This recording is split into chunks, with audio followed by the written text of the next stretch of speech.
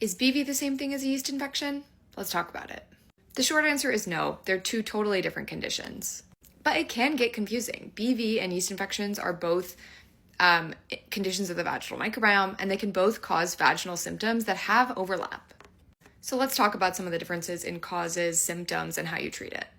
BV is caused by an overgrowth of disruptive bacteria in your vaginal microbiome. Symptoms include things like fishy odor. I would say that's the most telltale sign of BV is fishy odor, but can also cause things like thin, gray, or watery discharge, as well as discomfort during sex, during peeing, kind of just general irritation. And then yeast infections are caused by fungus, usually Candida albicans, although there's a few other types of Candida that can also cause yeast infections. And the common symptoms of a yeast infection are cottage cheese-like discharge, so lumpy and white, and then itching usually.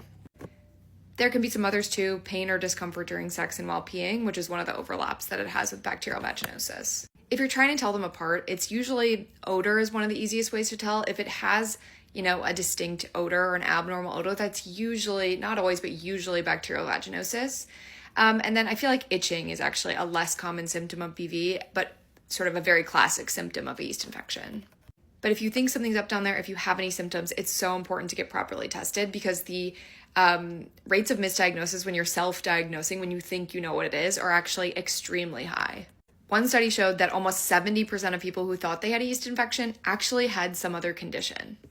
And since yeast infections and BV are treated totally differently, BV is bacteria, so you need an antibiotic, yeast infection caused by fungus, so you need an antifungal. It's really important to get the proper testing and care that you need rather than just self-diagnosing and hoping that'll work.